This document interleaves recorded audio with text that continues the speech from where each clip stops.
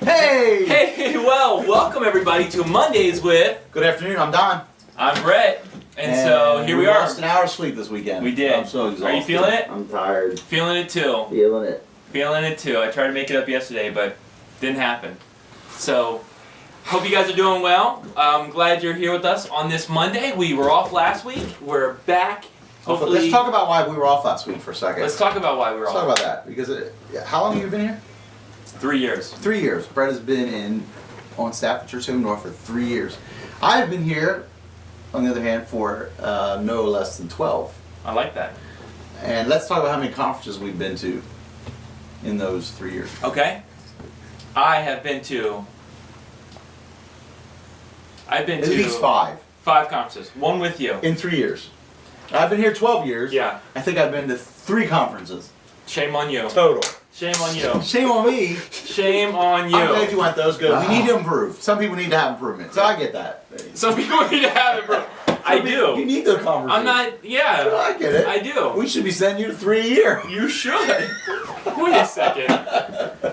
No, just kidding. And this past week, anyways. we got to talk about the weekend quickly. Personally, anything special? No. Personally, yes. Oh. My wife and I started like P90X, a P90X, kind of like that. So we're working out every day together. P90X, really? It's kind of like P90X. Yeah, well. It's called I the 10-minute trainer. I haven't found it yet. I'm I'd like so to get it cheap. sore. All right. Well, we're actually doing this because we have it, and P90. Yeah. It's by the same guy and all that. If anybody has P90X or something like that, I'd like to borrow it, please. Let us borrow first. And we'll take before and after pictures. With tank tops on. With tank tops. That's just weird. Your pastor with the shirt off. With full body sweatsuit on. We'll take before and after. So anyway. I went to the doctor on Friday. Okay. You went to the doctor? And this is really, really, really funny. Okay. In my life, I've always been, from when I was like 3 years old to this very day, tall and stretched out. Right. Never ever been even close to overweight or anything like that. So I go to the doctor. I hadn't been to this doctor before, so they weigh me, they do my height and all this stuff. Excuse me, and the doctor says, actually on the body mass index, BMI, you have a 24. 25 would make you obese. Seriously? For my weight and build, my weight and height. And I said, really? I've never been so close to being obese in my life. I've always been the thin guy. Well, you know, and that's always I've bothered been thinking you've been putting on a few pounds lately. Obese might be a little stretched, but you know. Cooking. I so have not. Actually, You're lost a weight point lately. away from obese. I gained 10 pounds when I first got here, and I just recently lost the 10 pounds. You're a point away Christmas. from being obese. I'm a point away. We should be praying for Pastor Brett. It's a serious issue. I asked the doctor, I said, how in the world could I be? I don't get it. I said, I've never been that guy. He said, well, honestly, even if you had a 25, I wouldn't have advised you. I wouldn't see that. That's just because of how much you weigh. And based upon your height. And your height. So you might weigh a little more because of muscle and all this stuff. So then I was like thankful. I'm like, oh, what do you mean muscle weighs more than fat? Well, okay. You know, keep talking. Keep talking. And, you know. Okay. And then he said, yeah, you're a lot more toned than you are obese. And I was like, well, thanks, Doc. You're toned. I am toned. I guess. You're obesity. I'm toned. I'm toned. To the point of obesity. To the point of obesity. I don't know. That's bad. And that's funny. That doesn't sound good. No. I don't care what. But well, I just thought that was really, really funny because in my life. It's funny. You're 1 point away. It's just not me. 1 point away. Wow. So.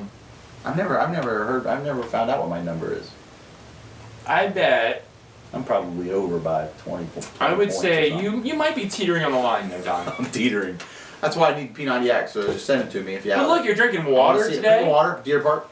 Yeah, I mean, look at you. You're the healthy one. I'm drinking a soda. That's right. It takes me 2 hours to finish. This weekend, we want to, just for a second, just encourage everybody to pray hard for the people in Japan. It's a big deal. That was a horrible tragedy, and so much that it truly rocked our world. Yeah. Amazing.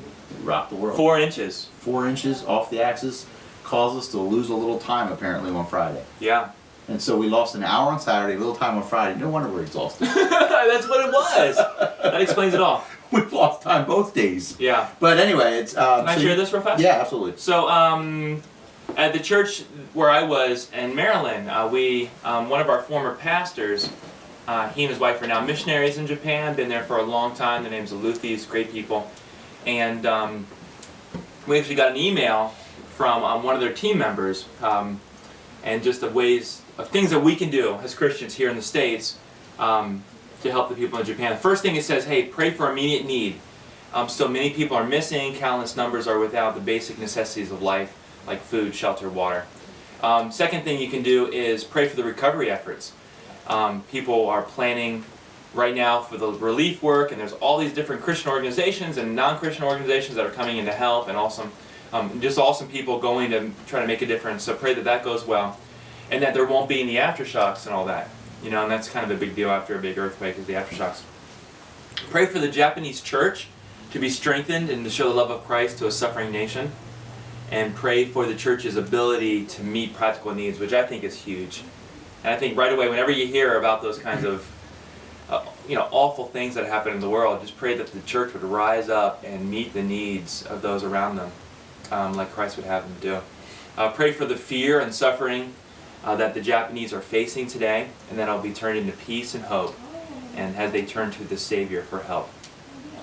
And then also, not only pray, but if you like, if you feel led to make a donation to help with the relief. And so there's tons of really great organizations that you can give money to. Of course, the Red Cross is one that's a lot of people think about, but Samaritan's Purse, with Franklin Graham, they do a great job, and they're already mobilizing people and send people over there.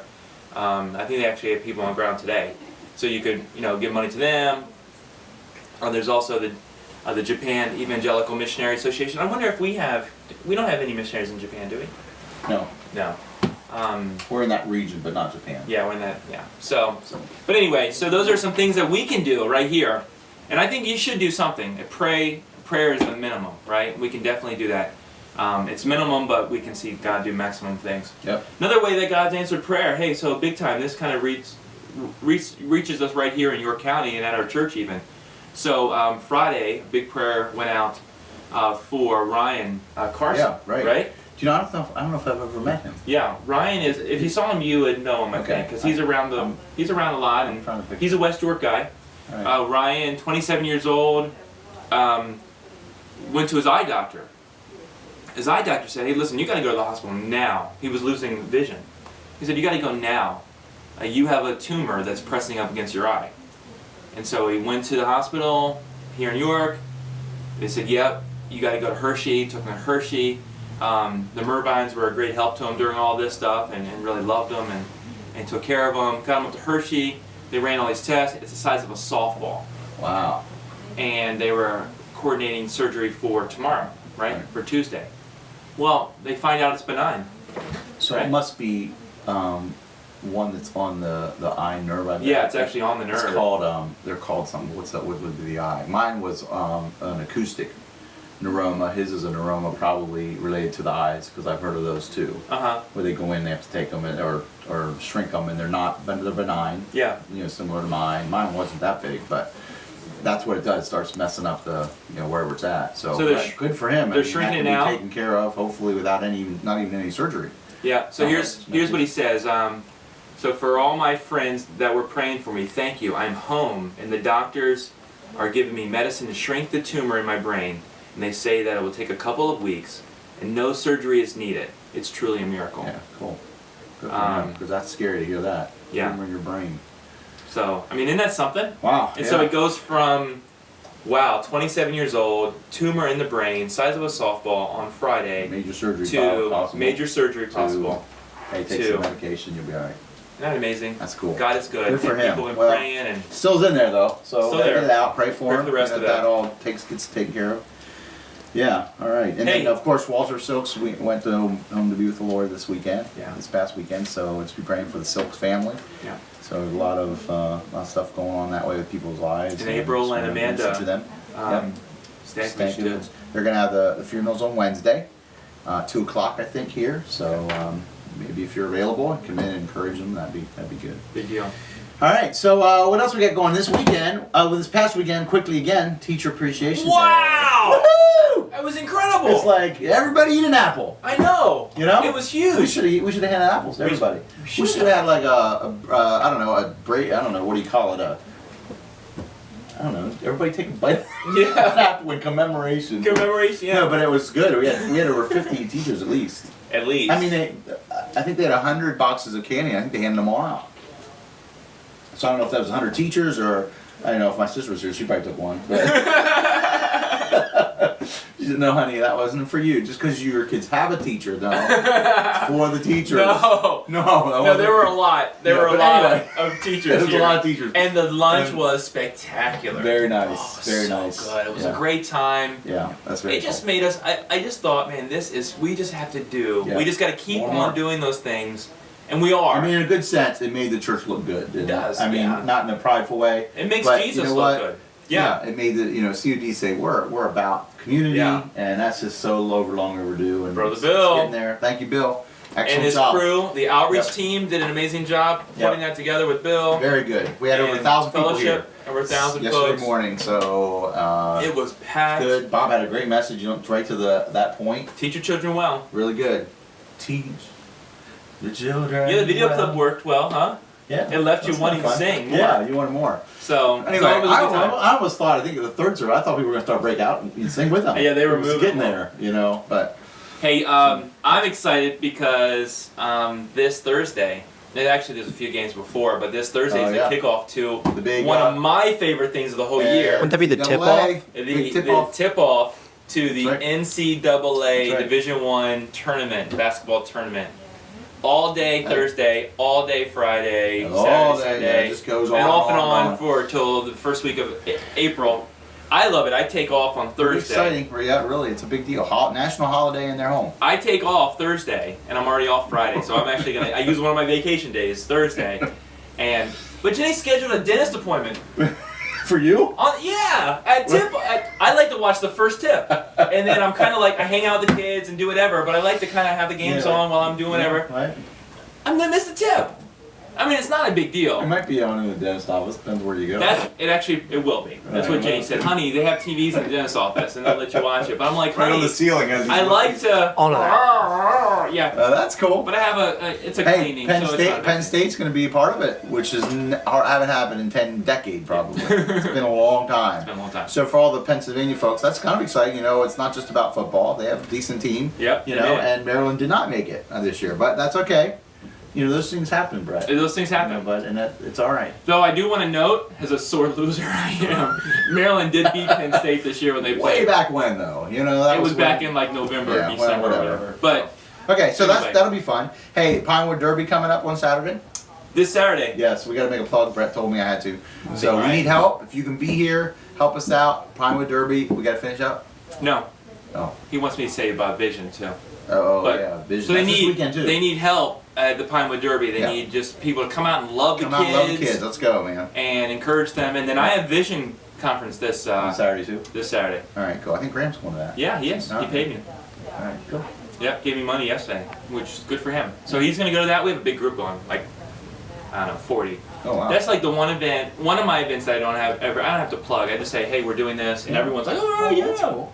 Yeah, that's cool. Lecrae's gonna be there. Woo, all right, Lecrae. I gotta tell you the story real quick. Viewing is to get it out everywhere. So I'm in Chicago, and one of my a pastor friend goes up to me who's in Illinois, or I'm sorry, he's in Indiana, and goes up to me and says, hey, so I just want to let you know I've been watching the show, and I've been watching your Mondays with you and the other pastor at your church, in Indiana. I was like, that is so cool. How do you know about it?